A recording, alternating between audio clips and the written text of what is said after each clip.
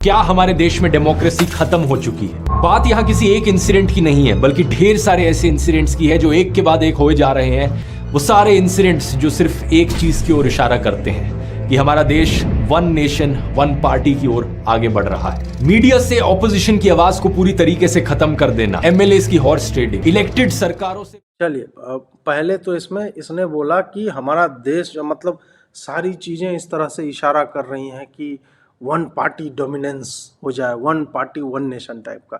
ऐसा तो हो नहीं रहा है, मतलब आंकड़े ऐसा नहीं कहते। और जहाँ तक वन पार्टी डोमिनेंस की बात है, फिर तो राजीव गांधी मुझे लगता है कि सबसे बड़ा डिक्टेटर था। इंदिरा गांधी जो है सबसे बड़ी डिक्टेटर थी।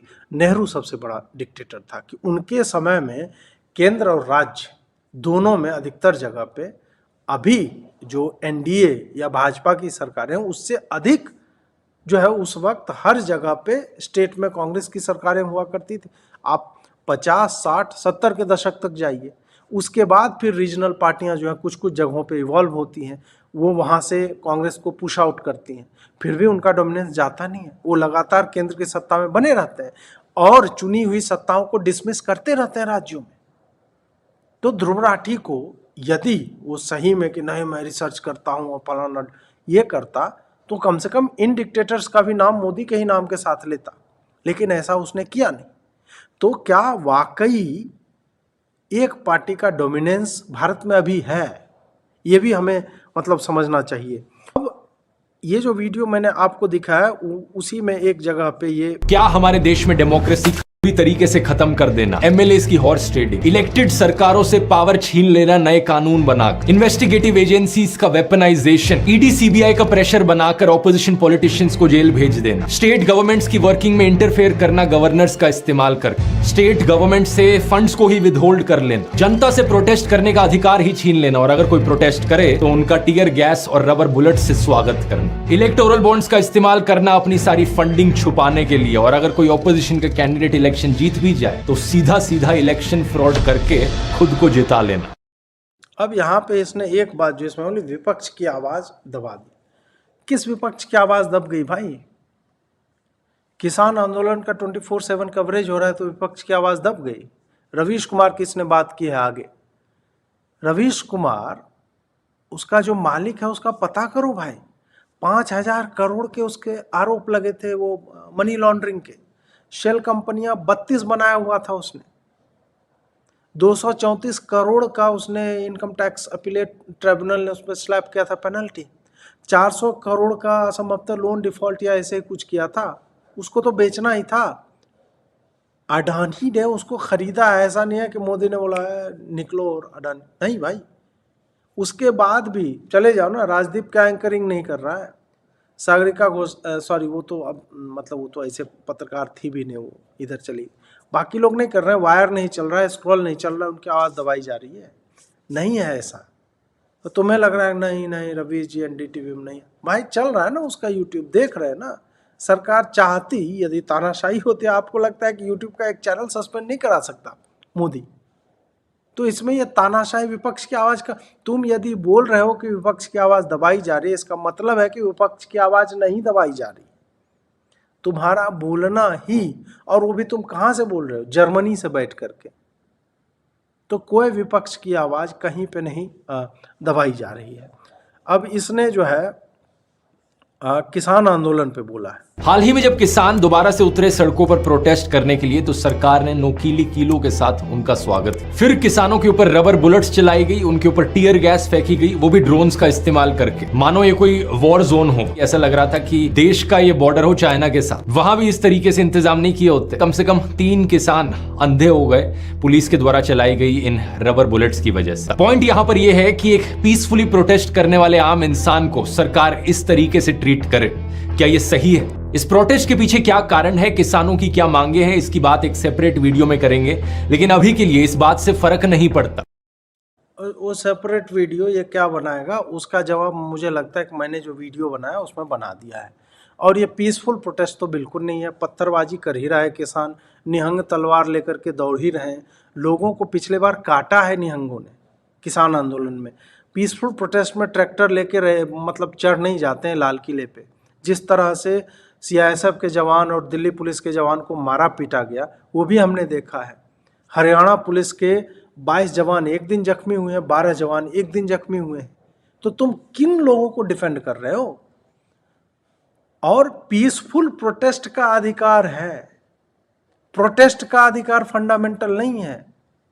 उसमें भी ज्यों ही तुम दूसरे लोगों के मौलिक अधिकार, right to movement, right to work, ये दो चीज बाधित होती है तुम्हारे प्रोटेस्ट से। इस कारण से, और तुम्हारे प्रोटेस्टर बोल क्या रहे हैं? खालिस्तान बनाएंगे। लाहौर जो है 26 किलोमीटर पे है। मोदी को मार देंगे, उसका ग्राफ ऊपर जा रहा है राम मंदिर के कारण। पिछली बार तो बच गया था पंजाब में, इस बार आएगा टांग देंगे। इस तरह की बातें कर रहे हो तो कौन सा किसान आंदोलन भाई? और वो किसान के किस बात पे आंदोलन कर रहा है? एमएसपी पे नहीं, उसको पता भी नहीं है। उसको एमएसपी दे भी दिया जाए ना तो वो एक नया डिमांड लेकर के आ जाएगा। अब आगे देखिए इसका नौटंकी, चुनाव के ऊपर इसने क्या बोला है। हाल ही में चंडीगढ़ म्यूनिसिपल कॉर्पोरेशन की मेयर इलेक्शंस हुई। इन इलेक्शंस में कांग्रेस और आम आदमी पार्टी ने एक अलायंस बनाई थी, लेकिन जब इलेक्शंस एक्चुअली में हुई तो वहां के प्रिजाइडिंग ऑफिसर ने क्या किया? इन्होंने 8 कांग्रेस और एपी के वोट्स को इनवैलिड डिक्लेयर कर दिया। और ये सीधा सीधा इलेक्शन फ्रॉड जो हुआ यहाँ पर, इतना खुलेआम इलेक्शन फ्रॉड इससे पहले देश में शायद ही कभी हुआ है। लेकिन पिछले 10 सालों में इलेक्शन कमीशन पर इतने आरोप लगाए गए हैं कि प्रशांत किशोर ने तो खुद ही कह दिया कि इलेक्शन कमीशन बीजेपी की एक्सटेंशन है। उनका कहना है कि उन्होंने इतना पार्शियल और बायस्ड इलेक्शन कमीशन आज तक नहीं देखा। और प्रशांत किशोर है कौन जो उसने कह दिया तो हम लोग जो है पागल होके नाचने लगे? नहीं यार, प्रशांत किशोर ने कह दिया। Who the hell is he? उसकी व्यू मेरे व्यू से अधिक कैसे, मतलब उसका क्या वेटेज है? वो कौन सा पोजीशन होल्ड कर रहा है? प्रशांत किशोर ने कह दिया इसलिए। और तुम अपनी बात को, इसी ने आगे वीडियो में, उसका क्लिप मैं नहीं चलाऊंगा, वहां पे बोल रहा है कि ईवीएम हैक हो सकती है। तो ईवीएम हैक हो सकती है, बैलेट पेपर आपने देख लिया कि वो भी नहीं चला, भाजपा से मैनेज नहीं हो पाया। तो चुनाव हो कैसे? माइक पे लेकर के बोले किसको वोट देना है, मोदी कौन वोट देगा, लोग हाथ खड़े करेंगे, ड्रोन से जो है गिनती होगी, ऐसे होगा। और क्या बोल रहे हैं ध्रुव राठी कि इससे अधिक मैनिपुलेशन आज तक हुआ ही नहीं है। भाई राजद क्या कर रहा था बिहार में? पंचायत चुनाव में टीएमसी ने क्या किया? सबके वीडियो हैं, किस तरह से वोट डाले जाते हैं, बैलेट पेपर क्यों लूटे जाते थे, बैलेट पेपर में इंक डाला जाता था। टीएन शेषन आया और किस तरह से इलेक्शन कमीशन ने उसके बाद से सुधार किस किस तरह से किए हैं। उसके बाद जाके क्या बात कर रहे हो कि साला इलेक्शन जो है, मैंने मतलब मेयर का इलेक्शन में 8 वोट, वो भी अनिल मसीह, मुझे नहीं लगता है कि उसको किसी ने बोला होगा ये करने को, उसे लगा कि हम खुद ही कर लेते हैं मैनेज। तो वो अपने बिहाफ पे कर रहा है, या जांच हो, बोलते कि भाई हमको मोदी ने फोन किया। मतलब अब ये दिन आ गए हैं कि मोदी जो है मेयर का इलेक्शन मैनेज करवा रहा होगा। आप सोचिए इन बातों पे। और ये आपके इन्फ्लुएंसर्स हैं जो आपको ये बताना चाह रहे हैं कि भाई भारत में इलेक्शन जो है आज तक जो है बाकी की विपक्ष, मतलब जब बैलेट पेपर से होता था तो उसमें कभी इससे खराब तो आज तक हुआ ही नहीं ऐसी स्थिति। टीएमसी कैसे जीती है बंगाल, जाके पूछ लो लोगों से। कार्यकर्ता मारे जाते हैं, पोस्ट पोल वायलेंस क्यों हुआ था पता करो। ईवीएम से चुनाव होता है फिर भी यह हाल है। कैसे? क्योंकि उनको आने ही नहीं दिया जाता। तो तुम ये जो है ये रोते गाते रहो। आगे इसने बोला कि मतलब चुनाव जो है वो सही से नहीं कराए जा रहे हैं, बीजेपी जो है वो कंट्रोल करती है। बीजेपी कंट्रोल करती है इसीलिए बंगाल में हार रही है, उसके इतने लोग मर रहे हैं। बीजेपी कंट्रोल करती है इसीलिए जीते हुए राज्यों में चुनाव हार रहे हैं। रेजिम चेंज हुआ ना भाई, भाजपा हर जगह तो रिटेन नहीं कर रही है ना सीट। कर्नाटक हारी, हिमाचल हारी। कौन सा तानाशाह जो है वो हारता है जीती हुई सीटें? उत्तर प्रदेश में 325 से 273 पे आए। वो क्या आपको लगता है डिक्टेटरशिप में होता है? चुनाव मतलब फ्री एंड फेयर इलेक्शंस नहीं हो रहे, मैनेज कर रही है बीजेपी। उसकी स्थिति बिहार और महाराष्ट्र में ऐसी होती यदि वो मैनेज करते तो। कि आप लोग किसको फॉलो कर रहे हैं, किसकी बात सुन रहे हैं, वो सोचिए। आगे उसने एक जगह ईवीएम हैक हो सकता है, फलाने ने एक बार बोला, उसने बोला इसलिए हो गया, ले जाओ ना। ईवीएम पे खुला चैलेंज किया था इलेक्शन कमीशन ने कि जो कहता है हैक हो सकता है आओ और हैक कर दो। बोला नहीं, हमको घर ले जाने दीजिए, हम घर पे रखेंगे और तब कर देंगे। वाह, कहां आपने देखा है कि ईवीएम घर ले जाकर के लोग हैक कर रहे हैं। ईवीएम के भी ऊपर मैंने पहले भी आप लोगों को बहुत बार मैं इस पे बोल चुका हूं कि 2 यूनिट होता है, 3 लेवल पे रैंडमाइजेशन होता है। नेशनल लेवल पे किस बैलेट यूनिट के साथ कौन सा कंट्रोल यूनिट जाएगा वो किसी को पता नहीं होता है, रैंडम होता है और वो उसी के साथ काम करेगा। स्टेट में जाता है फिर से वो रैंडमाइज किया जाता है, जिले में आता है फिर से होता है। हर पार्टी के रिप्रेजेंटेटिव के सामने एक एक ईवीएम पे मॉर्निंग में जब वोटिंग होती है ना 50-50 वोट दिया जाता है सबको दिखा करके कि ईवीएम सही से काम कर रहा है। तो वह 50 वोट डाल दिया, उसके बाद से ईवीएम अपने आप जो है अपने हिसाब दबा और भाजपा को वोट जा रही है। ऐसे नहीं होता है, ये भी प्रपंच है। वही है कि बोलना है उसको तो कुछ भी मतलब लाल पीला बैकग्राउंड करके वो बोले जा रहा है। इसी पे ये अकेला नहीं है। ये कुछ लोगों को लगता है कि अगर देश में रेगुलरली इलेक्शंस हो रही हैं और आप वोट डालने जा सकते हो तो इसका मतलब देश एक डेमोक्रेटिक देश है। लेकिन पता है क्या, इलेक्शंस तो नॉर्थ कोरिया में भी होती है। 100% वोटर टर्नआउट भी देखने को मिलता है उन इलेक्शंस में। लेकिन बस फर्क ये है कि अगर आप सरकार के द्वारा चुने गए ऑफिशियल कैंडिडेट के लिए वोट नहीं डालोगे तो आपको एंटी नेशनल कंसिडर किया जाता है, आपकी जॉब छीन ली जा सकती है, आपका घर छीन लिया जा सकता है। और बात अगर यहां सिर्फ डेमोक्रेसी शब्द की है, नॉर्थ कोरिया को DPRK करके पुकारा जाता है, डेमोक्रेटिक पीपल्स रिपब्लिक। तो इसका मतलब है ये कह रहा है कि भाई भारत भी डेमोक्रेसी कह रहा है तो खाली कहने से क्या होता है। वो तो कोरिया में जो मैंने आपको बोला था कि ये बोलेंगे माओ के भी नाम में M है, स्टालिन के नाम में जो है लास्ट वर्ड N है, मोदी का स्टार्टिंग वर्ड N है, मोदी में M भी है माओ वाला और O भी है माओ वाला। तो इस कारण से मोदी डिक्टेटर हो गया। तो वहां भी चुनाव होते हैं, यहां भी हो रहे, इसलिए मोदी डिक्टेटर हो गया। इसने ये नहीं बताया कि भारत में किसने मोदी के खिलाफ वोट किया तो उसका नौकरी उसकी चली गई। भारत में कहां पे मोदी के खिलाफ जो वोट करते हैं उसको एंटी नेशनल उनके वोट देने के कारण कहा जाता है। और कौन कह रहा है? नॉर्मल 2 आदमी जो आपस में लड़ झगड़ ले तो उसके लिए क्या मोदी उत्तरदायी है? नहीं है। आप सोचिए कोई आदमी का लॉजिक कितना हिला हुआ होगा कि वो चुनाव तो कोरिया में भी हो रहे हैं इसलिए भारत को हम डेमोक्रेसी नहीं कह सकते क्योंकि यहां पे भी हो।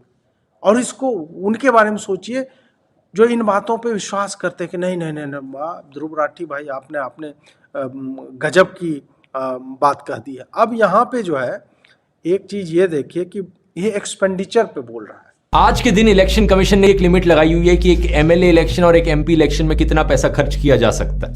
MP इलेक्शन में लिमिट 95 लाख रुपीस पर है। बीजेपी ने 437 सीट्स पर चुनाव लड़ा था, तो पार्टी की जो टोटल स्पेंडिंग है वो 415 करोड़ से ज्यादा नहीं होनी चाहिए थी। लेकिन कितना पैसा इन्होंने खर्च किया, इलेक्शन कमीशन की वेबसाइट पर लिखा हुआ है 1264 करोड़ रुपीस। कैसे अलाउ किया इलेक्शन कमीशन ने?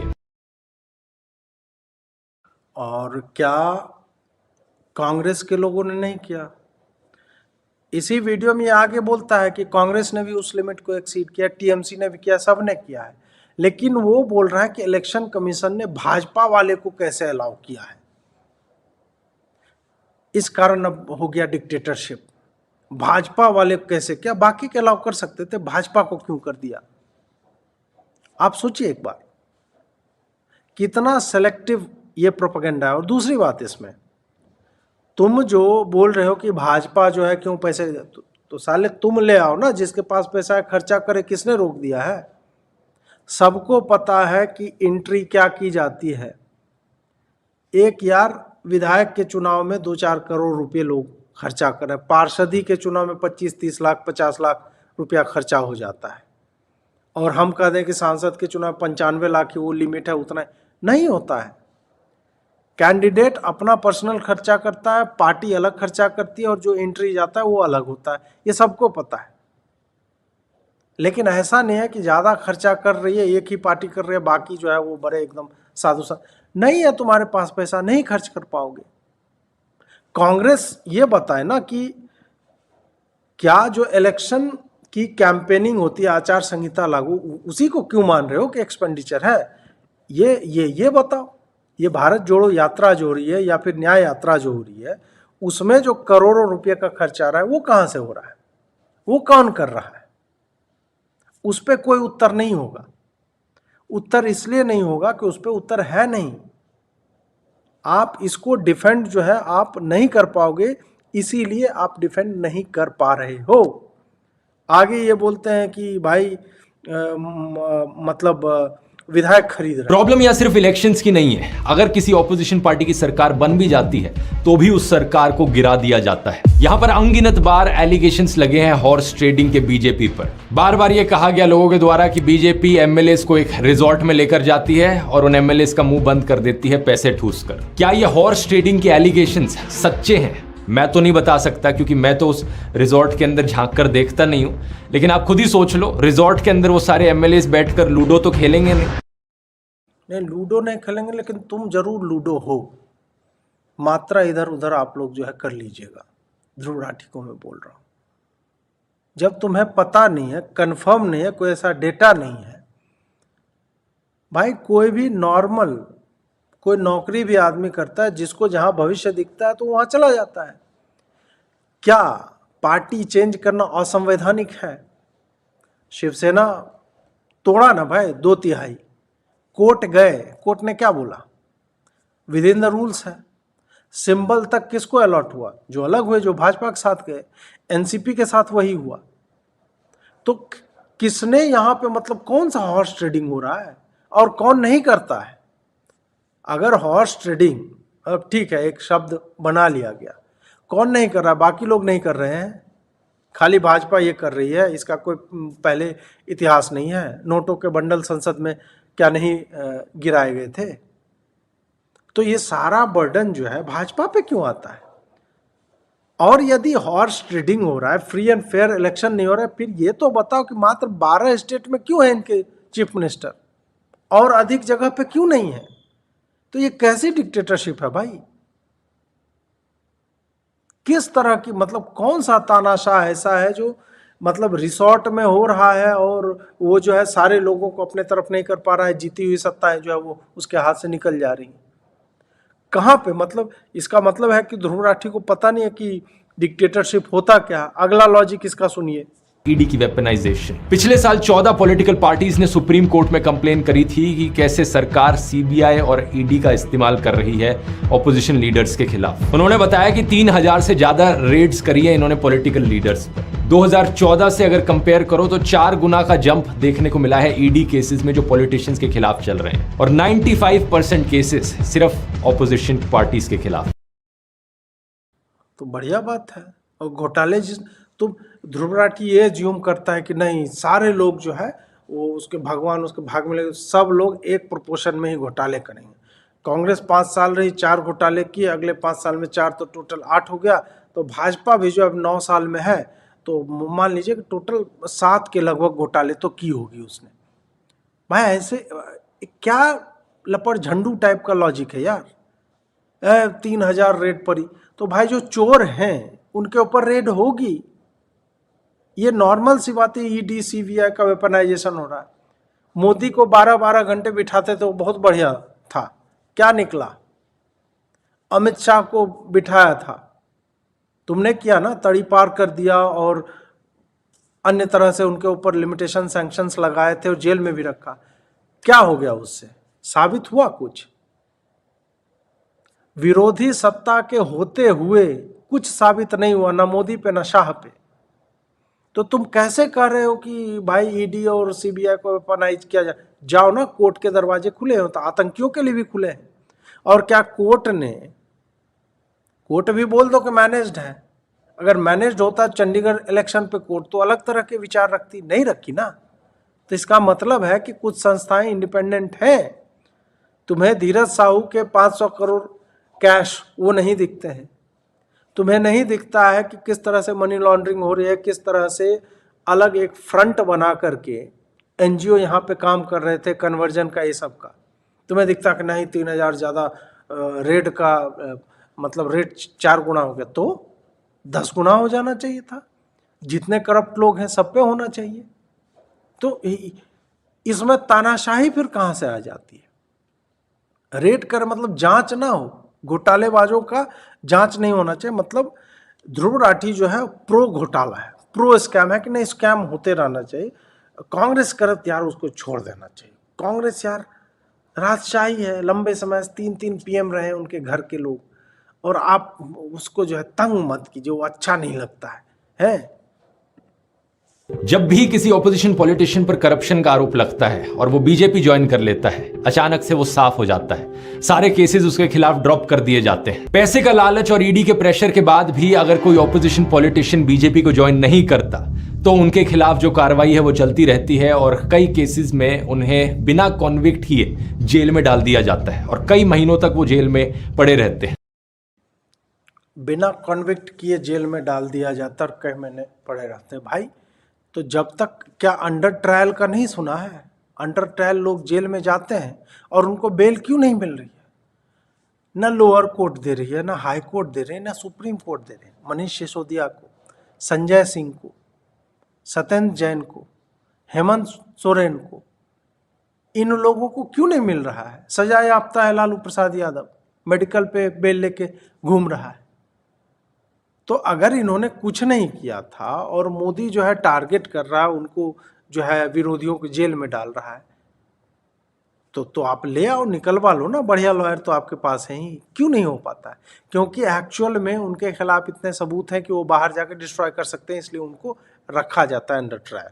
और अंडर ट्रायल रखना इलीगल नहीं है, वो कोई थ्रेट मैकेनिज्म नहीं है, कहीं पे भी ऐसा नहीं है। और ये इतिहास गवाह है, इस तरह की चीज़ होती रही। दूसरी बात, इन्होंने बोला कि जो है भाजपा में आते ही केस समाप्त। किसका केस समाप्त हो गया?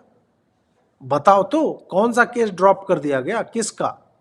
ये नहीं बताया इसने, बस बोल दिया कि नहीं नहीं केस ड्रॉप हो जाते हैं। किसका हो गया ड्रॉप?